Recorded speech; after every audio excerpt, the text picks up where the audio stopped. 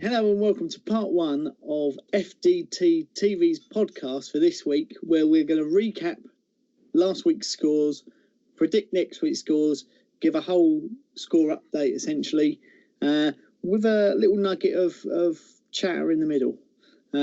So introducing people, of course, I'm Ian. We have... And I'm Phil. And I'm Mike. So let's get to it. So last week, I went with quite a happy, merry chime, thinking we're going to up our game for Spurs, and went 2-1. How was statement? Mike went 1-1, and so did Phil. So that's 0 points all round, so no change there. We had Arsenal-Southampton. I thought Arsenal were going to smash this one, so we went 4-1. So did Mike. He went 3-0, and Phil went 2-0. Southampton, you've done us all over there, because that's also 0 points all round. And then we have Crystal Palace-Liverpool, where I thought it would be a difficult game, and it seemed to be. I went 2-3 to Liverpool.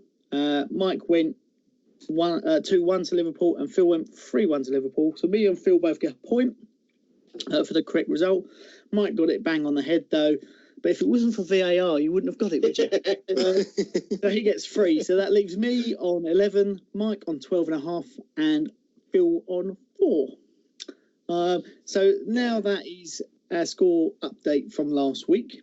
We have a little nugget of something that might have changed some of our predictions. Yep. And that nugget being the special one, who is now the new manager of Tottenham Hotspur, which seemingly the talks have been going on for weeks from what I've heard, and it's only just happened. What are your thoughts? Do you want to go first, Phil? Yeah, so I think it's quite a surprising one, a shock to those thinking that it was Jose. I know it was coming that Pochettino was going to be going. He seemed quite fed up of the team and the organisation and the structure, the fact that he was probably getting little support, and I think lost out with the upper echelons of the team, of the club, and therefore it always seemed that with the recent run of results that it was only going to be a bit of time before there was a change. The surprise was Jose and how long they'd been talking to him for what seemed to be weeks, negotiating before turning around to Pochettino and getting rid of him. Yeah, but he's their most loved manager, seemingly, Mr. Pochettino. But he won nothing. Asia Trophy, mate. No, it doesn't count. It doesn't count.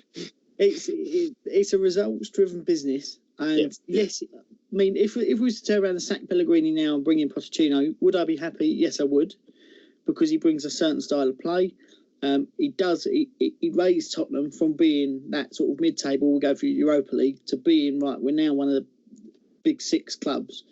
So he took them to that level and kept them there quite, well, every year, didn't he, essentially? Yep. I just don't think he had I don't know what the word is, that next little step to become a serial winner, which they now have, which annoys me because next season I think they're going to be in with a shout.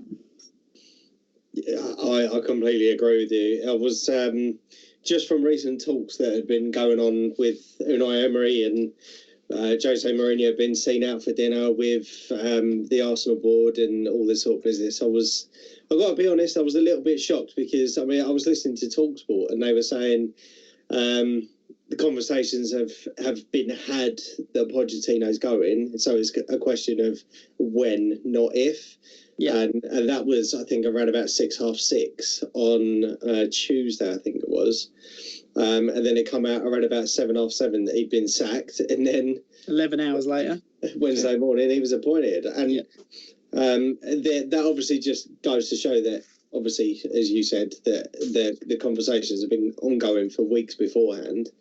But am I a little bit gutted? Yeah, I am. I think from what people say about how they wouldn't have him at our club, I definitely would. I think he's one of the best managers around. And as you said, I'm going to be worried next year. I'm going to be worried this year when we play him as well. Yeah, I mean, I didn't have long to changes. He played the same formation, a lot of the same players for the same front three, but he was like, the difference is he was on the touchline shouting instructions. And those players were responding, and they played us off the pitch. Yeah, and it seemed the players stepped up a little bit as well. Their midfield seemed to have a lot more of a better game. They were actually seemed to be more energised. Yeah, I think they know that if they don't perform or pull their finger out, they're going to get called out in public. Yep. He's not scared of doing that. No. But would it have changed your score prediction? Yeah, it would have for me. What would you have gone with? I would have gone with a Spurs win on the basis that he has never won. Sorry, I'll try that again. He's only lost one, I think. Every time he's gone to a new club, he's only lost one match. Oh, he's on the first match? His first match, yeah. So you're talking, what, 2-0, 5-0, 10-0? 56-0. Oh, with Roberto Stumpy Joe, probably 100-0. But we'll come on to that. No, I would have got a Spurs win, probably 2-1. 2-1, 3-1. Phil, would it have changed your prediction? You went yeah, definitely. I would have gone for a Spurs win as well, and maybe even like a whitewash, like a 3-0. Just because of the fact that it would have given the players a lot more, or a nice kick up the rear end, just get them playing, which they seem to lack over the last few games. He would try and change things around a little bit, be more solid at the back as well, bit more organisation, and would have made a big difference. I think I would have gone with a bigger scoreline, but to Spurs, I think I would have gone sort of 4-0. But it didn't happen. So now we've got that nugget of information out of the way. Yep. Shall we move on to this week's game, or next weekend's games, and this week's predictions? Yep. So we'll start with Norwich Arsenal. We're going in reverse order this week. We're going Norwich Arsenal. So Mike, give us a little snippet of what you think's going to happen and your prediction. As we've alluded to in previous weeks, Unai Emery's under a lot of pressure. We're going to come on to the performance this weekend, but our away record shocking. We've struggled literally against everyone this year. We haven't won in 6. He can't get his team selection right. I'm going to go with a 2-1 loss. 2-1 loss. Yep. Phil, what would your prediction be for that game? I'm going for another big upset. So Norwich done it against City at home. I'm going for another similar line. So I'm going to go for a 2-0 Norwich. Fair enough. And I'm going to go for the same result as what you had this week with 2-2. Both teams, I think, have got potential to score goals, but all round. So, Phil, you've got Brighton at home this weekend. Yes. Give us a little rundown of what you think is going to happen. Brighton at home, I think we're going to have a few players returning back to fitness. I think Mo will be starting again, which will give it a nice bit of flurry, some more impotence in the attack. Yes. Hang on. Impotence in the attack. Impotence is a very serious problem, Phil. Well, it's a similar word. I don't know. It'll give the attack a nice boost to push forward. It'd be good to have his creativity back in the team. I think some players need a rest, and I'm not too sure how the midweek game is going to have an impact on this one. So I do think, as is at Anfield, it's going to be a difficult place for Brighton to come and try and perform. They've come off a loss this week as well. They did perform quite well at home, but I think away on the road we'll beat them 3-0. Yeah, Mike. I think Mr. Banner has summed it up very nicely there. I'm going to go for a 3-0 win. I'm to Liverpool. I'm going to give Brighton a little bit more about them because they've got a few more goals in them this year. So I'm giving Brighton 1, but I'm giving Liverpool 4. Oh. So we'll move on to the Battle of Stamford Bridge with Chelsea versus West Ham. I feel there's going to be a very noisy away end to start off with the first couple of minutes, with lots and lots of chants about Big Fat Frank. And then there's going to be one goal. And then followed very quickly by a second and a third. And then the second half is going to come, and there's going to be 3 more goals, because I'm going 6-0. Yikes. And the end of Pellegrini, hopefully, if he's not already out of a job by that point. But Mike, go on. I'm going to give you boys a little bit of credit. I'm granted you're still going to get battered, but I'm going to go for 4-1. I think you'll get 1 goal. Okay, it's wrong, but Phil.